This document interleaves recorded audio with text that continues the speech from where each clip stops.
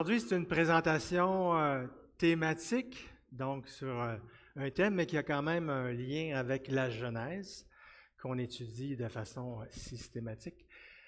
Jésus, créateur et créationniste. OK?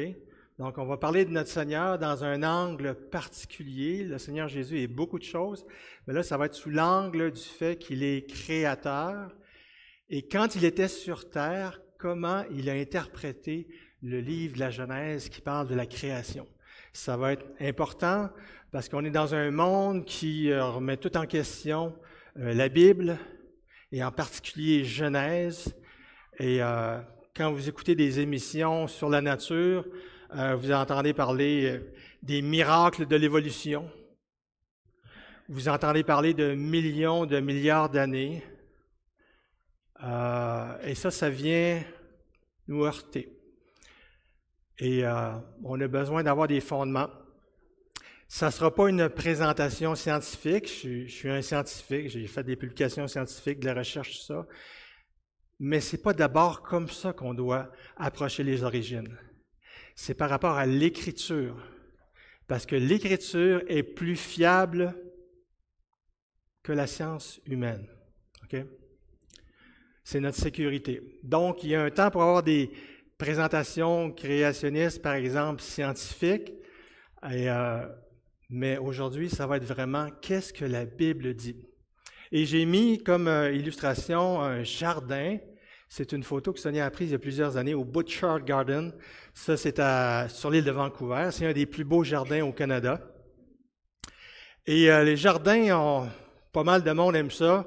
En tout cas, au moins, la plupart d'entre nous aiment ça ou désirent avoir une maison avec un petit coin de terre en arrière. OK? Au moins du gazon.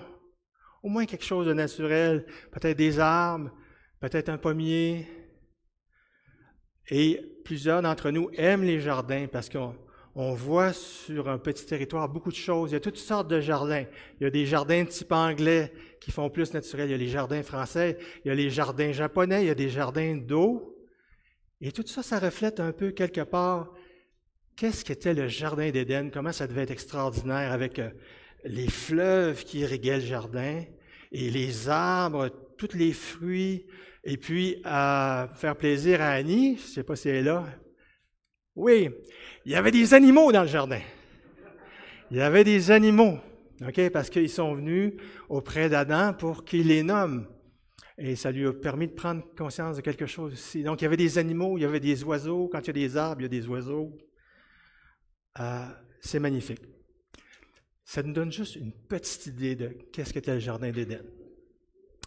Et donc, c'est là que c'est parti. C'est Genèse 1 et 2. Et ma présentation, ça va aller très vite parce que j'ai beaucoup de textes qui ne sont pas au même endroit dans la Bible. Vous n'aurez pas le temps de fouiller partout, mais je vous invite tout de suite à aller dans Genèse 1. OK? Fait que notre approche, ça va être de voir ici Genèse, quelques passages de Genèse qui nous dit qui est le Créateur. On va essayer de le découvrir un peu plus.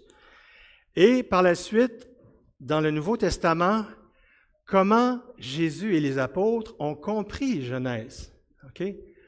On parle du principe de la révélation progressive de Dieu. Donc, au fur et à mesure que les livres de la Bible se sont ajoutés, on en vient à une connaissance plus complète. Et c'est important aussi de pouvoir voir comment, jusqu'à l'Apocalypse, comment on a interprété Genèse.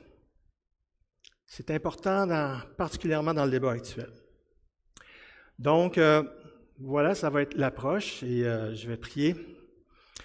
Notre Père, notre grand Dieu, je suis humblement devant toi parce que moi, je suis tout petit. Je suis un tout petit créateur, je fais des petites choses, mais toi, tu es un grand créateur. Merci pour ta parole qui est la vérité. Instruis-nous, édifie-nous et donne-nous de la joie ce matin. Amen. OK, Genèse 1.1, ça commence tout de suite à la réponse « Qui est le Créateur ?» Au commencement, Dieu créa les cieux et la terre. Qui a créé les cieux et la terre? Dieu. Ça commence tout de suite. Il n'y a pas de question, pas de discussion, pas de justification, pas d'excuse. Dieu créa les cieux et la terre. Donc, ce qui est au-dessus de nous, les cieux, c'est ce qui est au-dessus de nous, puis la terre, c'est sur quoi on marche. OK? Fait que si je faisais le tour de la terre qui est ronde, la terre serait toujours en dessous de moi et les cieux seraient toujours au-dessus de moi, peu importe où je suis. C'est quand même assez extraordinaire. Donc la terre, c'était vraiment le sol, l'endroit où on a les pieds dessus. Et finalement, la terre, elle est ronde. Mais les cieux sont toujours au-dessus de nous. Dieu créa les cieux et la terre. On va un petit peu plus loin, Genèse 1, 26, pour connaître un peu plus qui est ce Dieu-là. Puis Dieu, le mot hébreu c'est Elohim, puis Dieu, Elohim, dit « Faisons l'homme à notre image ». OK. Là, ici, notre image, ça va, on en a parlé. Mais il y a comme un problème de syntaxe, de conjugaison des verbes. Puis Dieu, c'est un mot singulier en français, dit, ça va, troisième personne du singulier, faisons l'homme à notre image. Là, on rentre dans le pluriel. OK? On voit que Dieu, c'est pluriel. Et c'est encore plus évident quand on prend le mot hébreu Elohim, qui finit par im. Et quand vous voyez des mots hébreux, surtout dans l'Ancien Testament, qui finissent par im, ça indique le pluriel. C'est comme notre S en français, ou le X. Donc, ce serait l'équivalent de Dieu au pluriel. Puis Dieu au pluriel dit au singulier, ce n'est pas une erreur de traduction, faisons l'homme à notre image. Donc Dieu est à la fois singulier et pluriel. Et c'est la base de la Trinité et de l'union. On va y revenir. Dans Genèse, on va aussi parler on parle de Dieu Elohim, ou des fois on va l'appeler l'Éternel, ou Yahvé, ou Yahweh, peu importe comment on le prononce. Et il y avait l'Esprit de Dieu. Tout de suite dans le premier chapitre, l'Esprit de Dieu planait au-dessus des eaux de l'abîme. Et des fois, ailleurs, dans Genèse, ça va être l'Esprit de l'Éternel, ou dans le Nouveau Testament, l'Esprit de l'Éternel est sur moi parce qu'il m'a oint. L'ange de l'Éternel, on va voir ça aussi. On a parlé des anges ce matin dans nos chants, entre autres. Mais quand c'est l'ange, l'ange de l'Éternel, l'ange de Dieu, ça fait souvent référence au Fils de Dieu avant son incarnation. On voit ça notamment quand l'Éternel demande à Abraham de sacrifier Isaac. Et après ça, l'ange de l'Éternel l'empêche de le faire parce que ça n'a jamais été son intention. C'était une épreuve. Donc l'ange de l'Éternel l'arrête. Et puis l'ange de l'Éternel, après ça, il parle comme s'il est lui-même l'Éternel. Donc l'ange de l'Éternel, l'apostrophe, souvent se confond avec l'Éternel. Trois personnes, il y a comme une union difficile à comprendre, qui va se préciser par la suite. Donc le Créateur, Dieu, ces trois personnes-là ont contribué. Et on va voir le Fils de Dieu en particulier.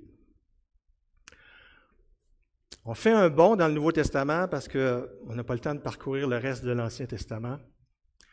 Jean 1, chapitre 1. On avait Genèse 1.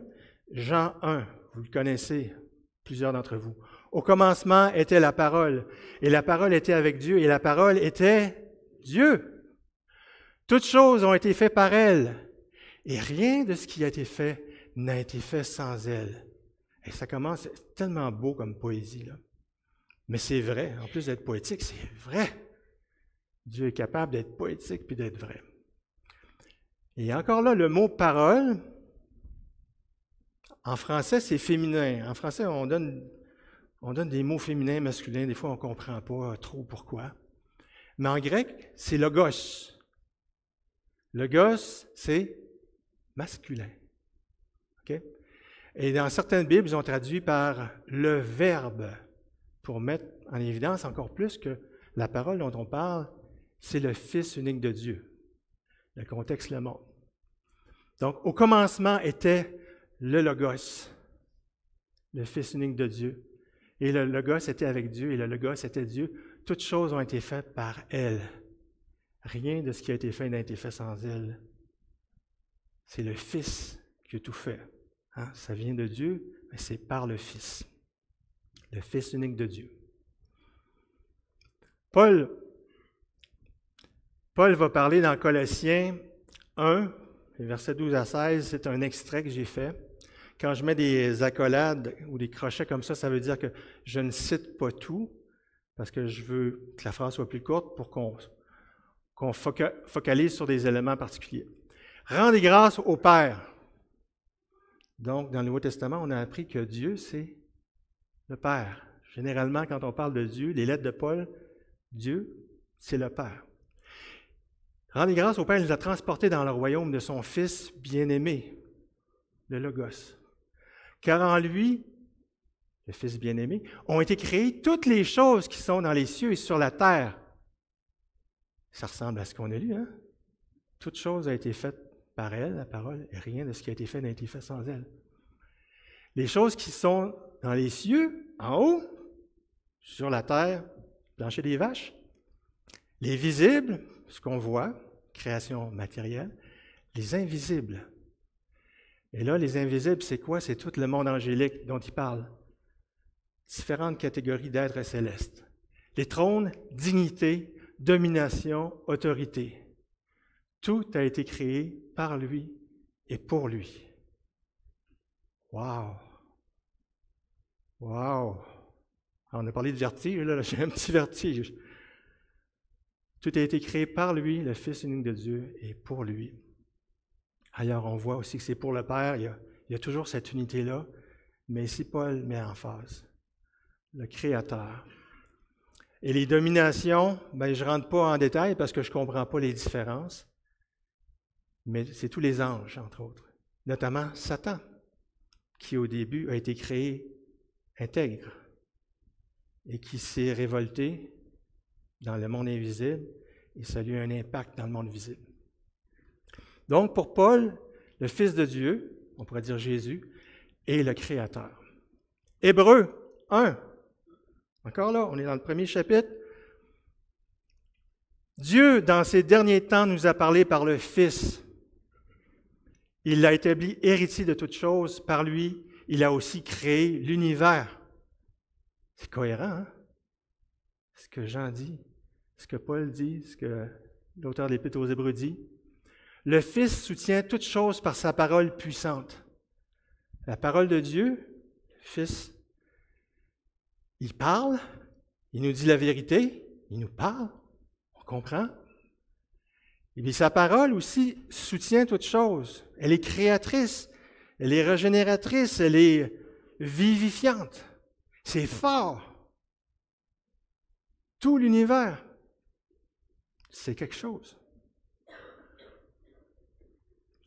Mon Créateur, le Fils unique de Dieu, devient mon Sauveur. On sait quand c'est arrivé. Donc, l'incarnation, quand le Fils a pris un corps humain, est devenu un homme. Matthieu 1, 21, là, c'est un ange qui apparaît à Joseph durant la nuit, un rêve, ce que je comprends. Elle enfantera un fils, Marie, et tu lui donneras le nom de Jésus. C'est lui qui sauvera son peuple de ses péchés. Il est venu pour régler le problème en Éden. Jésus. Jésus, c'est son nom d'homme, c'est son nouveau nom. Il reste le Fils unique de Dieu, il reste le Logos, mais il a hérité du nom de Jésus, Jésus-Christ. Jésus, ça veut dire l'Éternel est sauveur. Apparemment, c'est adapté du mot hébreu Joshua. Souvent, les Juifs messianiques, ceux qui croient au Messie, vont parler de Yeshua. Wow! Il est parti des cieux, il est venu sur la terre. On a vu tout à l'heure qu'il est remonté aux cieux. Et Jésus, bébé, il est passé par tous les stades, petit enfant dans le ventre de sa mère, naissance, vie normale d'être humain. Il s'est dit, Luc va dire, il grandissait en stature, en sagesse et en grâce. Mais il fallait qu'il vive sa vie d'homme, d'être humain, en respect parfait à la loi. Et vers 30 ans, là, il a commencé à parler. Après son baptême. Il a commencé à parler. Et il a parlé lui-même de Genèse. Il citait souvent l'Ancien Testament et en particulier Genèse. Et comment est-ce qu'il interprétait Genèse? Est-ce que Jésus voyait de l'évolution là-dedans? Est-ce que Jésus voyait des millions d'années? Comme on nous dit, beaucoup. Ben moi, je me fie sur Jésus parce que c'est mon sauveur. OK, ça, je le sais. Il est crédible, il est le Créateur. Il était là. C'est le Fils. Le Logos, il est la vérité. Il n'y a pas de mensonge en lui. Il m'aime. Il ne veut pas m'induire en erreur. Donc, quand il va interpréter l'Ancien Testament, il ne le fait pas d'une façon comme s'il voulait dire le contraire de ce qu'il dit. Okay? C'est la vérité. Et ici, vous avez une photo de manuscrits de l'Ancien Testament, les manuscrits de la Mer Morte. Et il s'est mentionné à un moment donné qu'il va dérouler le livre. OK, Jésus, comment il interprétait la Genèse quand il la citait? On n'a pas le temps d'aller dans tous les passages, mais Jésus a parlé d'Adam et Ève, l'homme et le premier homme, la première femme. On va y revenir. Il a parlé du meurtre d'Abel, Luc 11. Il a parlé de Noé et du déluge pour avertir. Regardez ce qui est arrivé. Il y a quelque chose qui s'en vient. C'était des faits historiques. Puis ce qui va s'en venir, le jugement par le feu, ça va être historique quand ça va arriver. Et le retour de Jésus-Christ aussi, avec ses jugements. Abraham, Isaac, Jacob, il en a parlé, c'est toujours littéral. Des personnages historiques. C'était pas comme si c'était des fables. La destruction de Sodome, il en parle comme quelque chose de réel. Même la femme de Lot. Okay. Jésus a certes utilisé des paraboles, mais pas quand il parlait de Genèse. Et quand il utilisait des paraboles, il ne donnait pas des noms de personnes. Mais quand il donne des noms de personnes, c'est des faits. Je reviens sur Adam et Ève. Il y a un passage extraordinaire, Matthieu 19, 4, 5. Et c'est sur quelque chose de triste. C'est les pharisiens qui voulaient se divorcer comme ils voulaient. Puis ils posent la question à Jésus, est-ce qu'il nous est permis de faire ça? Et Jésus va leur répondre. Mais comment il leur répond? Il revient à la Genèse. Et ce qui est intéressant, c'est qu'il va citer un verset dans Genèse 1 et un verset dans Genèse 2. Les deux récits, ou les deux aspects de la création à plus large échelle, et puis après ça, le jardin d'Éden, tout ça, il va les unifier pour faire une réponse cohérente. Pour lui, là, c'était pas en opposition, Genèse 1 et 2. Ça, c'est une chose. Il répondit, « N'avez-vous pas lu? » L'as-tu lu ta Bible? « N'avez-vous pas lu que le Créateur, au commencement, fit l'homme et la femme? » Et qu'il dit, un Créateur, « C'est pourquoi l'homme quittera son père et sa mère et s'attachera à sa femme, et les deux deviendront une seule chair. » Le mariage est indissoluble. On voit que Jésus, ailleurs, va mettre quelques rares exceptions. Mais la pensée de Dieu, c'était comme au commencement, un homme, une femme, et il va citer ce que Adam a dit. En fait, il va y faire référence. C'est l'os de mes os, la chair de ma chair. Donc Jésus réfère à Adam et Ève, l'homme et la femme. C'est réel et ça a une importance pour nous aujourd'hui encore. Genèse, c'est un fondement. Quand on brise le fondement de Genèse, on brise plusieurs doctrines. C'est pour ça que c'est tellement important, cette discussion-là.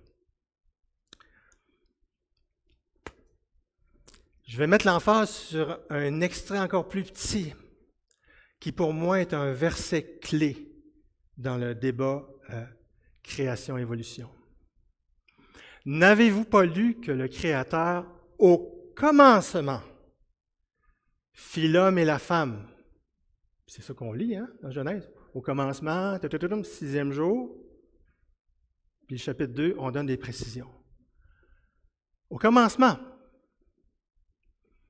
C'est pas à la fin. Qu'est-ce que nous dit l'évolution? L'homme serait apparu environ 4,5 milliards d'années après le début de la formation de la Terre, qui est arrivé par hasard, qui serait arrivé par hasard. Selon Jésus, Adam et Ève ont été créés au commencement, au début. On le voit, le chapitre 1. L'évolution nous dit, non, c'est à peu près 4,5 milliards d'années après que la Terre ait été, ils ne diront pas créée, mais soit développée. Qui a raison? Matthieu, Jésus, Genèse. Oui, mais il y a tellement de monde qui me parle de millions d'années, puis même on l'a mentionné tantôt, on est tellement bombardés, et des fois ça nous atteint même dans notre façon de nous exprimer. Non. Les Juifs orthodoxes, qui sont à peu près les mêmes que les Juifs qui avaient du temps de Jésus, qui avaient les mêmes croyances, on est pas loin de l'an 6000. C'est pas l'an 4,5 milliards d'années, l'an 6000. OK? Et c'est ce que vraiment je comprends, c'est l'interprétation naturelle, c'est comment Jésus l'a interprété. Oups, est-ce que je peux prendre une façon d'interpréter différente de Jésus? L'autre point dans mon titre, qui pouvait sonner bizarre, Jésus est créationniste. OK, peut-être, j'avais dit, Marc, là, tu charries un peu. Créationniste ou créationniste, ce n'est pas dans la Bible. C'est vrai. Mais je vais essayer de faire une déduction.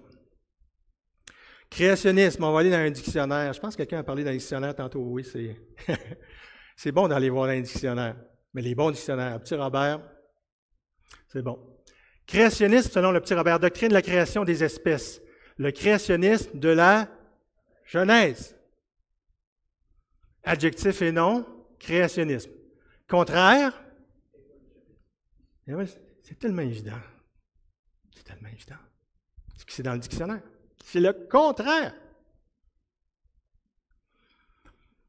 Donc ça, c'est la définition de créationnisme. Un créationniste, c'est quelqu'un qui croit au créationnisme. OK? Donc, c'est ça. Donc, est-ce que Jésus est créationniste? Il a fait référence au Créateur. Création. Il a interprété Genèse littéralement. Il n'a jamais fait allusion à l'évolution. Logiquement, Jésus est un créationniste. OK. C'est pas dit comme ça, mais ça ressort. Interprétation créationniste, juste mentionner ici, plusieurs éléments sont tirés d'une petite brochure que Dieu m'a donné de faire il y a quelques années. Si ça vous intéresse, il y en a là devant. Puis j'ai aussi fait quelques impressions de la présentation, si vous voulez voir les versets par exemple, puis il y a d'autres littératures. Tout ce qui est sur la table, c'est gratuit. On continue. Quelle heure est-il? 11h07. Donc Jésus interprétait Genèse littéralement, naturellement, comme n'importe qui lirait la Genèse en quelque sorte. Les apôtres aussi. Pourquoi? Parce que le Maître le faisait. Il leur a parlé de la Genèse. Il a vu comment il interprétait l'Ancien Testament. Donc, on va trouver des traces de ça. 1 Pierre, chapitre 3, verset 20. Et dans ce contexte-là, il va parler du déluge. Ici, c'est une photo, c'est pas une image, c'est une photo de l'arche. Non, c'est pas l'arche. C'est une réplique de l'arche. Dans le Kentucky, c'est au musée de la Création, ou près du musée de la Création. Et c'est quelqu'un qui est allé là, un couple, il m'a envoyé la photo. Et tous les gens que j'entends qui vont à ce musée-là, des chrétiens, ils reviennent transformés et fortifiés dans leur foi. Et là, on voit que l'arche, une reconstitution d'après les descriptions, c'est énorme. OK, il faudrait que vous ayez la photo plus proche pour le voir. C'est énorme. Certains ont calculé que ça a la capacité d'environ 400 wagons de train. C'est au Kentucky, c'est pas loin de Cincinnati, je pense. J'aimerais ça y aller l'été prochain. Si jamais ça vous intéresse, on peut essayer d'organiser quelque chose. En tout cas, c'est un désir que j'aurais. Pierre va parler de l'arche de Noé dans ses 2 épîtres. Ici, il va parle de la patience de Dieu qui se prolongeait au jour de Noé, une personne littérale, pendant la construction de l'arche, une vraie arche. Une arche, c'est un coffre de bois dans lequel un petit nombre de personnes, c'est-à-dire 8, furent sauvées à travers l'eau. 8? C'est Genèse nous dit ça, hein? Genèse 6, 7, 8, 9. Adam, pas Adam, Noé, sa femme, ses 3 fils, Sem, Cham, Japheth, et leurs 3 femmes. Il y avait chacun juste une femme, c'est quand même pas pire. On voit qu'ils suivaient l'Éternel. C'est juste eux autres. Juste eux autres. Donc là, ça confirme l'idée d'un déluge global qui, après ça, au niveau scientifique, nous aide à comprendre pourquoi il y a tant de strates avec des animaux morts. Mais là, je n'ai pas le temps d'aller en détail là-dessus. Littéral, pour Pierre. Paul, dans Romains 5, son argument, on a parlé de la justification ce matin, son argument sur la justification est basé sur Genèse. Il fait un lien entre Adam et puis le nouvel Adam qui est Jésus. La mort a régné depuis Adam, c'est vrai? Jusqu'à Moïse. 2 personnes. Vrai. Ce n'est pas une personne symbolique puis une personne vraie, là. Sinon la phrase ne tiendrait pas.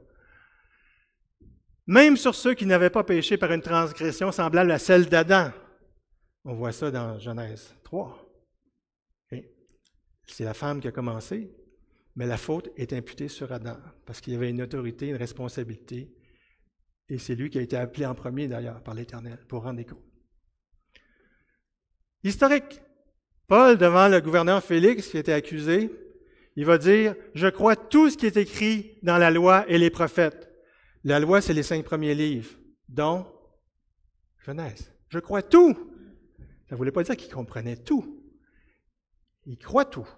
Il décide de croire tout. Il était capable d'affirmer ça. Moi, dans un de mes travaux à l'Institut biblique, j'ai fait un survol de tout ce qu'a écrit Paul en lien avec la Genèse, et tout, dans Genèse, est pris au sens propre. Même le serpent. Il va dire, de même que le serpent séduisit Ève. Il parlait d'un serpent, il n'a pas utilisé le mot Satan. Il a utilisé le mot serpent. Plus loin dans son texte, un peu plus loin, il va parler de Satan. Mais quand il parle d'Ève, il parle du serpent. On va y revenir. C'est quand même une difficulté.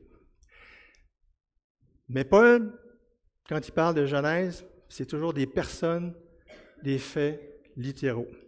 Et ça, ça a été mis en ligne, si jamais ça vous intéresse. L'apôtre Jean, lui, est-ce qu'il était comme Pierre et Paul? Dans sa première épître, il va dire « Ne pas ressembler à Caïn qui était du malin et qui tua son frère. » OK? Il va dire que si j'haïs mon frère ou ma sœur, c'est comme si j'étais un meurtrier, mais là, il fait référence à un vrai meurtre. Il ne veut pas que dans notre cœur, on ressemble à ceux qui ont été vraiment des meurtriers. Ici, il semble avoir comme un cas particulier dans l'Apocalypse, qui a été écrite par Jean, mais c'est une révélation de Jésus.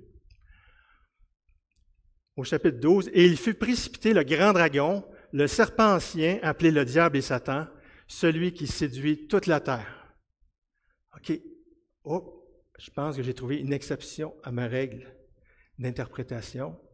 Ici, le serpent dans Genèse est présenté. En tout cas, le serpent ancien, on pense à peu près tous à Genèse, hein?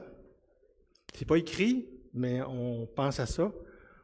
Qu'est-ce que je fais là? Je suis comme face à un sens figuré. Le vrai serpent, c'est Satan. OK? Mais, comme je dis souvent, une chose n'empêche pas l'autre. Ma compréhension, Genèse, il y avait un vrai serpent, mais un serpent spécial, un serpent qui parlait. Est-ce qu'on connaît dans le Nouveau Testament des cas où des animaux ont été envahis par des mauvais esprits? Les cochons. Après ça, ils ont eu un comportement tout à fait bizarre. Des personnes qui ont été envahies par Satan. Judas. OK.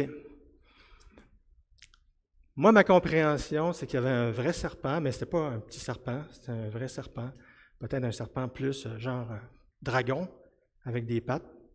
Je n'irai pas plus loin là-dessus. Mais la personne qui parlait, ce n'était pas le serpent. D'ailleurs, Ève et Adam auraient dû se méfier d'un animal qui parle. C'est pas normal. OK. Le sens figuré dans l'Apocalypse n'empêche pas, en tout cas, le sens figuré n'empêche pas le sens littéral. Ça, c'est les apôtres. Ils ont suivi les traces de leur maître. Les réformateurs, maintenant, ceux qui nous ont fait un grand bien. Ceux qui ont dit sola scriptura. Seulement l'Écriture. On ne se base pas sur les écrits des hommes, c'est l'Écriture. Luther. Mais si vous ne comprenez pas comment cela a pu être fait en 6 jours, on ne comprend pas. Dans ce temps-là, il y a des gens qui ne comprenaient pas. Franchement, je ne peux pas dire que je comprends, là, ou que je peux l'expliquer tout. Si vous ne comprenez pas comment cela a pu être fait en 6 jours, alors accordez au Saint-Esprit l'honneur d'être plus instruit que vous. Arrêtez de juger la parole de Dieu. Là. La parole de Dieu est là pour nous juger. Excusez, je vais me calmer un peu. Mais Luther était fougueux, apparemment. Hein? Il ne convient pas que vous tourniez sans raison sa parole dans la direction que vous souhaitiez prendre, que vous souhaitez prendre. On ne peut pas faire n'importe quoi avec la parole de Dieu.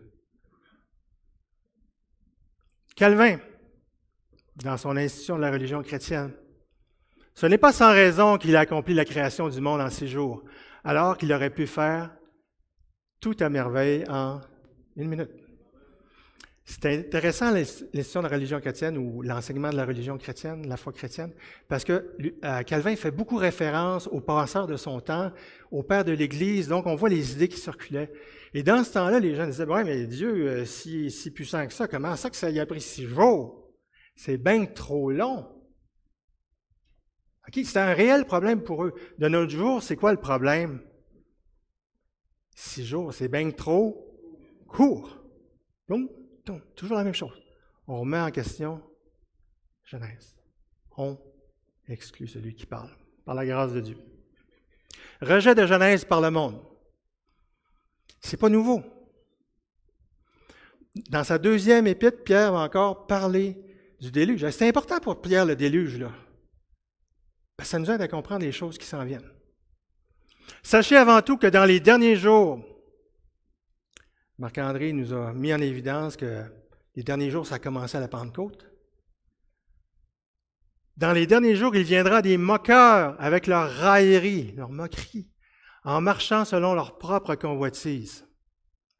Ils veulent ignorer. C'est un choix volontaire. Ils veulent ignorer en effet que des cieux existèrent autrefois par la parole de Dieu, ainsi qu'une terre tirée de l'eau est formée au moyen de l'eau. Genèse 1, hein, on voit ça. Et que par ces choses, l'eau, le monde d'alors périt, submergé par l'eau du déluge. Dans le temps de Pierre, il y en a qui rejetaient la Genèse aussi. Ils rejetaient particulièrement le récit du déluge, qui est tellement remis en question de nos jours, le Pierre. Le déluge, la girafe dans le bateau.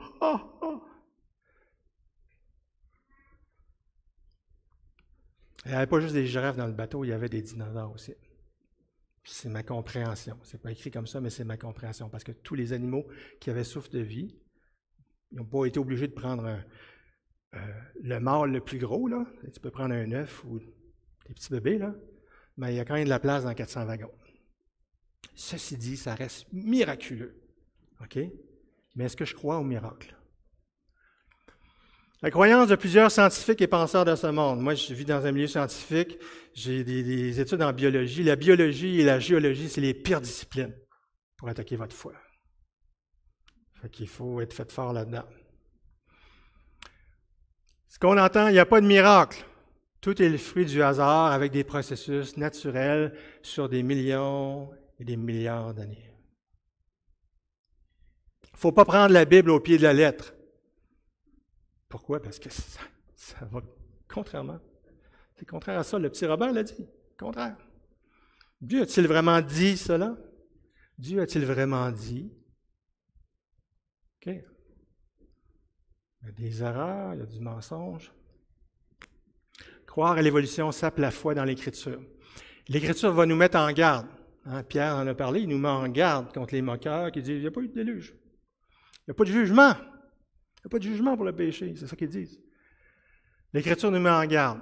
1 Jean, l'apôtre Jean va dire nous savons que nous sommes de Dieu et que le monde entier est sous la puissance du malin. Le monde entier, ça veut dire tous les domaines. Dieu est souverain, on comprend, il établit les autorités, tout ça. Mais Satan a une domination et une influence énorme. Le monde entier, donc tous les aspects de la civilisation qui s'opposent à Dieu. Ça peut être les arts, la culture, ça peut être la science, parce qu'il y a des portions solides dans la science. Pour envoyer une fusée sur la Lune, tu n'as pas besoin de croire à l'évolution. C'est de la science de base. Puis il y a des sciences molles, des millions d'années, tout ça. C'est vraiment très faible comme science, avec plein de contre-arguments. Mais le monde entier, incluant le milieu scientifique, est sous la puissance du malin. Et une des preuves de ça, c'est que si vous êtes un scientifique, puis vous affichez vos convictions qu'il existe un Dieu ou qu'il y a une création, vous risquez fort de perdre votre job. C'est arrivé à à des personnes dont j'ai entendu parler. Ça aurait pu m'arriver aussi. Jésus va dire dans Jean 8, en parlant du diable, il a été meurtrier dès le commencement. Dès le commencement. Dès le commencement. Chapitre 3. C'est dès le commencement. Il a tué Adam et Ève. Pas physiquement, mais les induit en erreur et ça a causé leur mort spirituelle et éventuellement leur mort physique. Il est menteur et le père du mensonge. Mais non, vous ne mourrez pas du tout. C'est pas vrai. Menteur, père du mensonge, ça veut dire que c'est lui qui est le génie du mensonge et qui propage ces mensonges qui deviennent des erreurs. Voici des exemples d'erreurs et de compromis de théologiens. Henri Blocher, Alfred Kuen. Ça a été deux personnes qui ont été des responsables de facultés de théologie évangélique en Europe, dans le monde francophone. Impact tellement regrettable. C'est des gens qui ont formé des pasteurs. Henri Blocher, Révélation des origines, un livre dont j'ai fait aussi une critique. Pour lui, Genèse 1, c'est de la poésie. Puis c'est vrai que c'est de la poésie. Quand tu analyses ça, là, c'est tellement wow, juste en termes de poésie. Mais lui, ce qu'il dit, comme c'est de la poésie, on n'a pas besoin de la prendre littérale. Oh. Donc, il n'y a rien qui empêche l'évolution. Je simplifie. Et cet homme-là est tellement arrogant dans son livre. C'est ce que j'ai lu. Quand il parle des créationnistes, des gens qui croient que, comme Jésus, ou les apôtres, que la Terre est jeune, en tout cas pas des milliards d'années, et qui croient qu'il y a eu des miracles, la création, il y a un grand mépris de ces gens-là. Et ça, c'est des gens qui forment des pasteurs. Évolutionnistes. Alfred Kuen est un ami d'Henri Blocher. Mais il va dire, mon ami Henri Blocher, je paraphrase, mon ami Henri Blocher croit à l'évolution, mais il se trompe. Il se trompe parce que scientifiquement, ça ne se tient pas. OK, c'est un théologien, Alfred Kuen aussi. Mais ses arguments pour réfuter l'évolution étaient basés sur sa compréhension de la science. Il amène quelques arguments intéressants. Mais après ça, il dit, mais je ne crois pas dans les 6 jours, je ne crois pas que ça a été comme ça. Ça prend plus de temps que ça parce que la science nous montre que la Terre est vieille. Donc, ça ne peut pas être littéral. Ces deux auteurs-là, à différents niveaux, n'ont pas pris la méthode d'interprétation de Genèse qu'ont pris Jésus et les apôtres. Grave imprudence. Grave impact sur la foi, parce que ça les impacte sur la foi. Parce que si je ne peux pas truster Genèse, éventuellement, je vais douter de d'autres choses dans l'Écriture. C'est juste des exemples, mais ça rentre dans les facultés de théologie, dans les universités du monde, même dans les universités chrétiennes. Seigneur, viens au secours de notre incrédulité. On a des doutes à la société. Il y a plein de doutes qui nous sont entrés. Soyons francs. On a des doutes. Mais on n'a pas les mêmes doutes. Mais on a souvent des doutes. Okay? On a besoin de revenir à la parole, revenir à Jésus. Ici, c'est l'épisode où les disciples d'Emmaüs avaient des doutes sur la résurrection de Jésus. Il y a des femmes qui ont dit que... Ils étaient tristes. Et là, Jésus va arriver sous une forme qu'ils ne pouvaient pas reconnaître, vraiment. Alors Jésus leur dit, « Ô homme sans intelligence. » Ce n'est pas un compliment, ça. Jésus, des fois, il nous reprend parce qu'il veut réparer. « Ô homme sans intelligence et dont le cœur est lent à croire tout ce qu'ont dit les prophètes. »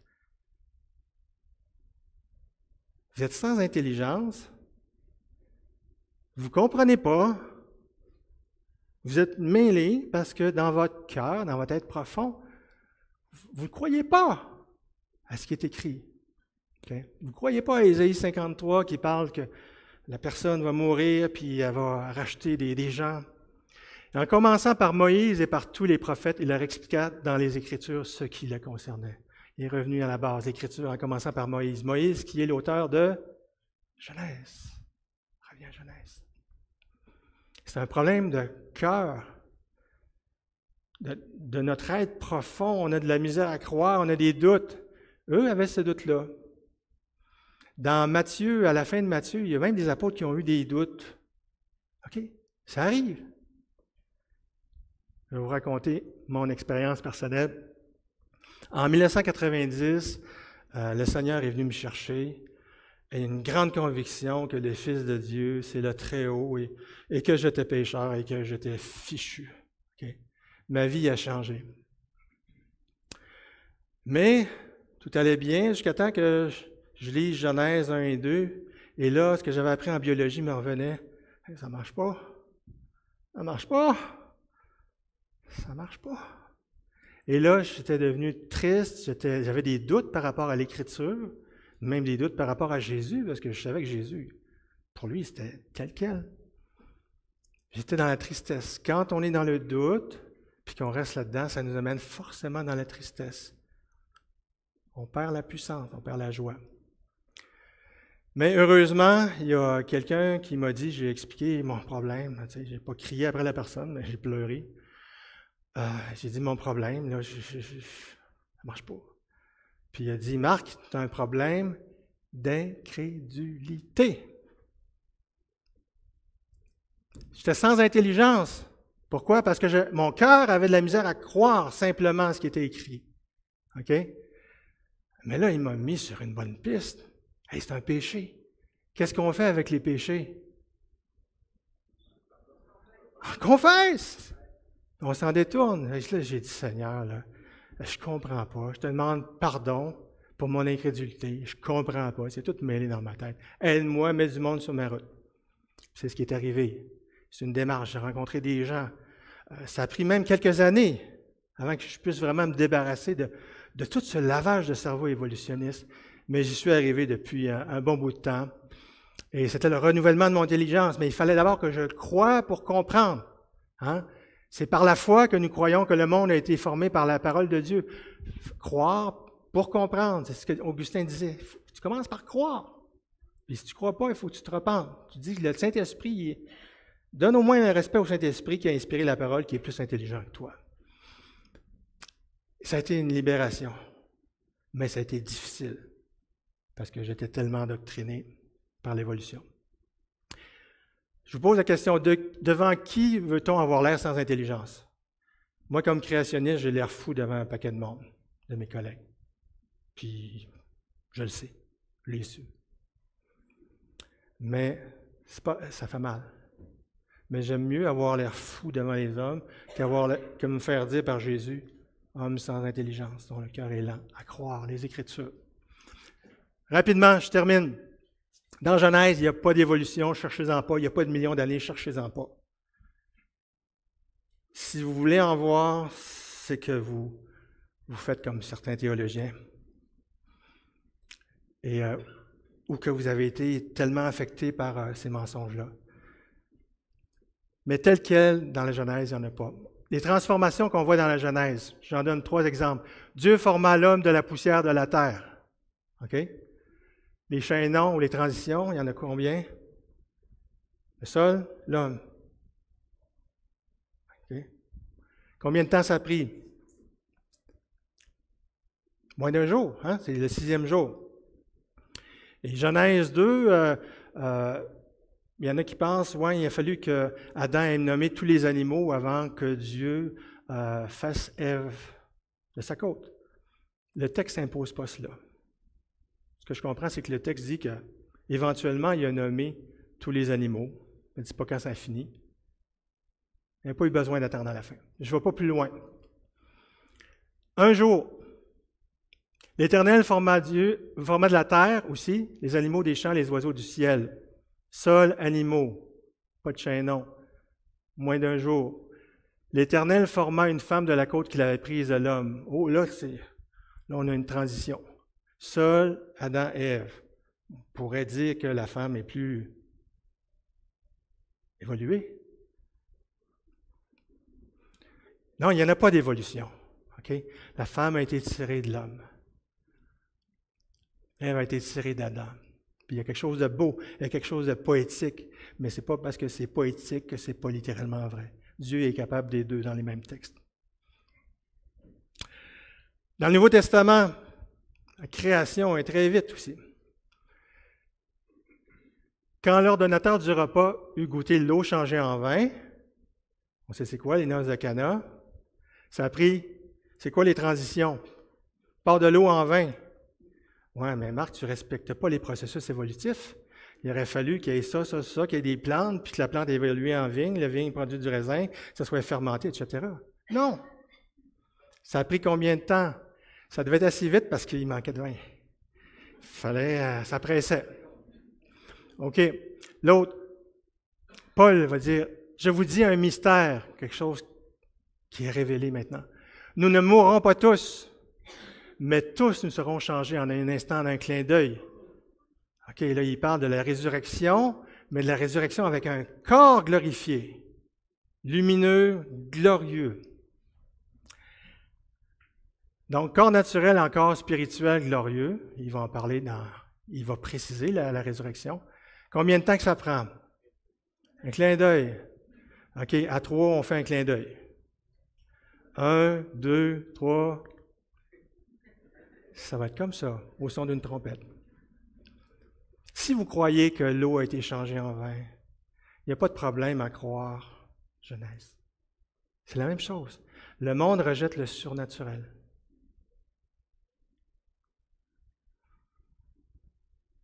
Là, j'ai mis des petits feux d'artifice. En conclusion, je vais vous dire mon credo, où j'en suis rendu. Credo, c'est du latin, ça veut dire « je crois ».